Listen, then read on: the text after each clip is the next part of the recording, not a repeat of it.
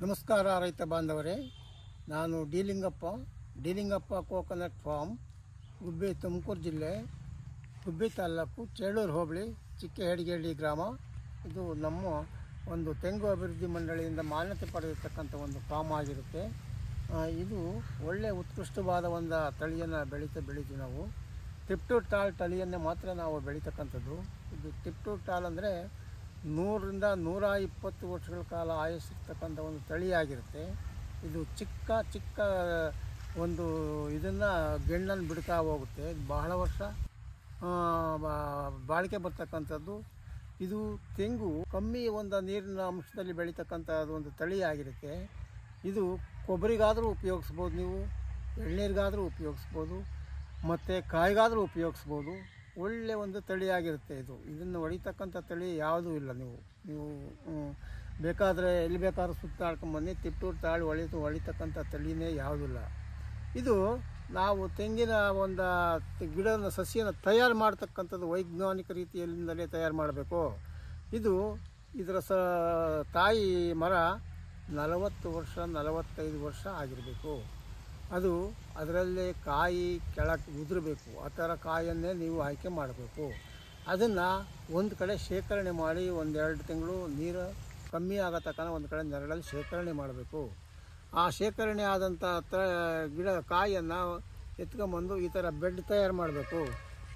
ಈ ಥರ ಬೆಡ್ ತಯಾರು ಮಾಡಿ ಒಂದೊಂದೇ ಕಾಯಿಯನ್ನು ನೀವು ಉಣ್ತಾ ಹೋಗ್ಬೇಕು. ಈ ಥರ ಸುಮಾರು ನೋಡಿ 2000 ಸಸಿ ಕಾಯಿಯನ್ನು ನಾವೀಗ ಬೆಡ್ ಮಾಡಿದ್ದೀವಿ.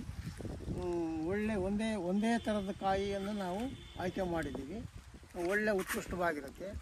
ಇದು ನೀರು ಸ್ವಲ್ಪ ಕಮ್ಮಿ ಇರ್ತಕ್ಕಂಥ ಕಾಯಿಯನ್ನು ನಾವು ಉಣ್ತಾ ಹೋಗ್ತೀವಿ. ಇದು ಸುಮಾರು ಒಂದು 4 ತಿಂಗಳಿಗೆ ಇದು ಮೊಳಕೆ ಬರುತ್ತೆ. ಭಾಳ ಚೆನ್ನಾಗಿ ಮೊಳಕೆ ಬರುತ್ತೆ.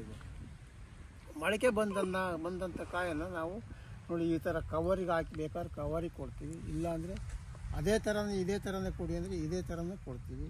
ಇದನ್ನು 1 ವರ್ಷ ಕಾಲ ನಾವು ಬೆಳೆಸ್ಬೇಕು. 1 ವರ್ಷ ಕಾಲ ಬೆಳೆಸಿದ್ರೆ ಅದು ಒಳ್ಳೆ ಉತ್ಕೃಷ್ಟವಾಗಿ ಬರುತ್ತೆ. ಆವಾಗ ಸಸಿಯನ್ನು ನಾಟಿ ಮಾಡೋಕ್ಕೆ ಒಳ್ಳೆ ಚೆನ್ನಾಗಿರುತ್ತೆ. ಇದು ತಳಿ ಬಗ್ಗೆ ನೀವು ಹೇಳೋದಾದರೆ ನೀವು ಈ ಥರದ ತಳಿಯನ್ನು ಎಲ್ಲೂ ನೋಡೋಕ್ಕಾಗ್ತಾಯಿಲ್ಲ. ಆ ಥರದ್ದು ನಾವು ನಮ್ಮ ಅನುಭವದಲ್ಲಿ ನಮ್ಮ ತಾತವರು, ನಮ್ಮಪ್ಪರು, ನಾನು ಸಹ ನನಗೀಗ 75 ವರ್ಷ, ನಾನು ಸುಮಾರು 50 ವರ್ಷದಿಂದ ಈ ತೆಂಗಿನ ಒಡನಾಟದಲ್ಲಿ ನಾನು ಇದ್ದೀನಿ. ಇದನ್ನು ಕೇವಲ 20 ರೂಪಾಯಿನಲ್ಲೂ ಸಹ ಒಂದು ಕಾಯಿ ಮಾಡಿರ್ತಕ್ಕಂಥ ಗಿಡ ಮಾಡಿರ್ತಕ್ಕಂಥ ಒಂದು ನಿದರ್ಶನ ಇದೆ. ಆವತ್ತಿನ ಕಾಲದಲ್ಲಿ 1 ರೂಪಾಯಿಗೆ ಒಂದು ಕಾಯಿ ಬೆಲೆ ಇತ್ತು. ಇವತ್ತು 50-60ವರೆಗೂ ಬೆಲೆ ಆಗ್ತಾಯಿದೆ. ತೆಂಗನ್ನು ರೈತರು ಮುಖ್ಯವಾಗಿ ಬೆಳಿಬೇಕು. ಇದು ಬಹಳ ಆರ್ಥಿಕವಾದ ಬೆಳೆ. ಇದು ಶ್ರಮ ಕಮ್ಮಿ ಇರುತ್ತೆ.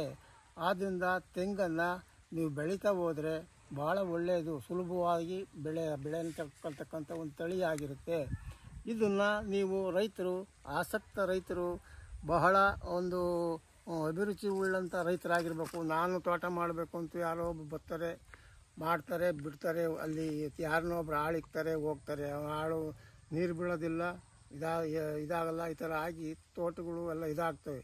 ಯಾರು ನಾನು ತೋಟವನ್ನು ಮಾಡಬೇಕು, ಅದರ ಫಲವನ್ನು ತಿನ್ನಬೇಕು ಅಂತ ಆಸಕ್ತ ರೈತರಿಗೆ ಮಾತ್ರ ಹೇಳ್ತಾ ಇರೋದು ನಾನು. ಇದನ್ನು ಭಾಳ ಉತ್ಪ್ರೇಕ್ಷೆಯಿಂದ ಬೆಳಿಬೇಕು.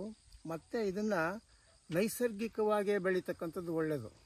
ನೀವು ಯಾವುದೇ ರಾಸಾಯನಿಕ ಗೊಬ್ಬರ ಆಗಿರಲಿ, ಈ ಥರ ಗೊಬ್ಬರ ಹಾಕೋದ್ರಿಂದ ತೆಂಗು ಬಾಳಿಕೆ ಕಮ್ಮಿ ಆಗುತ್ತೆ. ಇದನ್ನು ನೀವು ಮಣ್ಣು, ಗೊಬ್ಬರ ಮತ್ತು ಬೇವಿನ ಹಿಂಡಿ ಇಂಥದ್ದನ್ನು ಹಾಕಿ ಬೆಳೆದ್ರೆ ಗ್ಯಾರಂಟಿ 100 ವರ್ಷದವರೆಗೂ ಇದು ಇರುತ್ತೆ ಅಂತ ನಾವು ಹೇಳ್ಬೋದು, ನಮ್ಮ ಒಂದು ಅನುಭವದ ಪ್ರಕಾರ.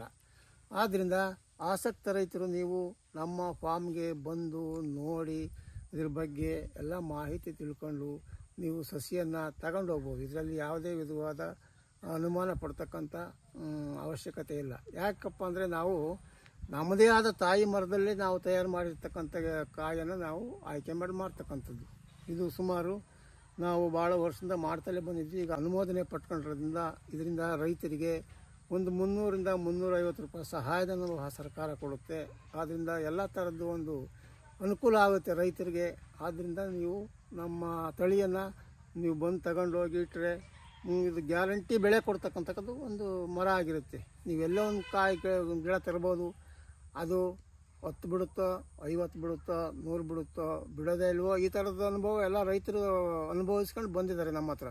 ಕನಿಷ್ಠ ಪಕ್ಷ ಅಂದರೆ 150ರಿಂದ 250 ಗ್ಯಾರಂಟಿ ಬಿಡ್ತಕ್ಕಂಥ ಒಂದು ತಳಿ ಇದಾಗಿರುತ್ತೆ.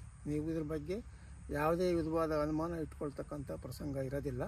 ಬಂದು ನೋಡಿ, ನೀವು ನಿಮಗೆ ಅಭಿರುಚಿ ಇದ್ರ ಬಗ್ಗೆ ಆಸಕ್ತಿ ಬಂದಲ್ಲಿ ನಮ್ಮ ಸಸಿಯನ್ನು ತಗೊಂಡೋಗಿ ನೀವು ನಾಟಿ ಮಾಡಿ ತೋಟವನ್ನು ಮಾಡಬೇಕಾಗಿ ವಿನಂತಿಸ್ಕೊಳ್ತಾ ಇದ್ದೀನಿ.